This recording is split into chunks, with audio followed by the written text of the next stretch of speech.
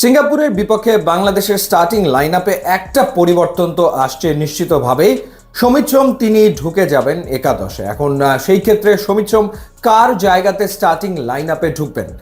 এখন আমরা দেখেছি হাভিয়ার কাবরেরা এশিয়ান কাপের বাছাই পর্বের ম্যাচে ভারতের বিপক্ষে 4-2-3-1 ফরমেশনের দলকে খেলিয়েছেন, কিংবা ঘরের মাটিতে ফিফা ফ্রেন্ডলি ম্যাচে ভুটানের বিপক্ষেও দলকে খেলিয়েছেন 4-2-3-1 ফরমেশনে।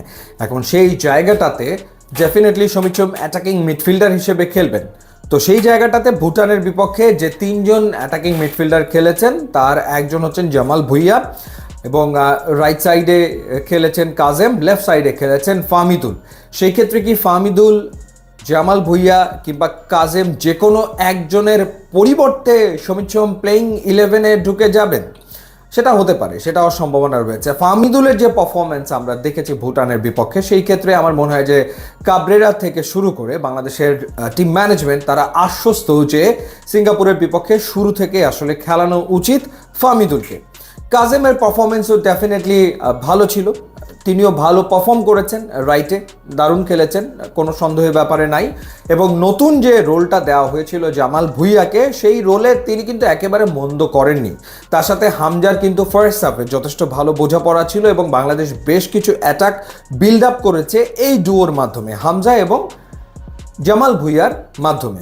তো সেই ক্ষেত্রে পরিবর্তনটা কোন জায়গায় আসতে পারে? জামাল ভুঁইয়াকে ভারতের বিপক্ষে রাখেননি, গোটা ম্যাচে খেলাননি হাভিয়ার কাবরেরা। আবার আমরা দেখলাম ভুটানের বিপক্ষে জামাল ভুঁইয়াকে শুরু থেকে খেলানো হয়েছে, পরবর্তী সময় তাকে উঠিয়ে নেওয়া হয়েছে। তো দুটো ঘটনা ঘটতে পারে।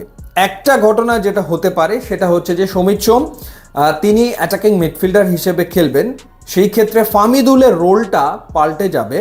ফাহমিদুল চলে যাবেন স্ট্রাইকিং পজিশনে, তিনি খেলবেন সিঙ্গেল স্ট্রাইকার হিসেবে। সেই ক্ষেত্রে রাকিব তিনি হয়তো সাইড লাইনে থাকবেন।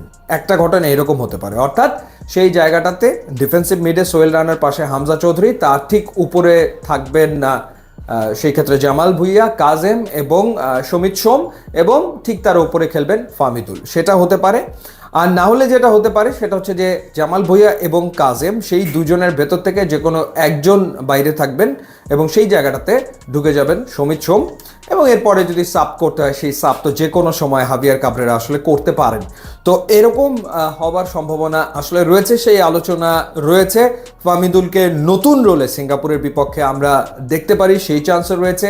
আবার জামাল বা কাজেমের যে কোনো একজন বাদ পড়বেন, সেখানে সমিত সোম ঢুকবেন, সেই ঘটনা ঘটারও আসলে চান্স রয়েছে। এখন আলটিমেটলি হাভিয়ার কাবরেরা কোন ফরমেশনে দলকে খেলান সেটা দেখার ব্যাপার, এবং তখনই বোঝা যাবে যে সমিত সোম কিংবা ফাহমিদুলের রোলটা আসলে কি হতে যাচ্ছে। ইউটিউব এবং ইনস্টাগ্রাম লিঙ্ক দেওয়া আছে, আপনারা যোগ দিলে খুবই খুশি হব। And thanks for watching.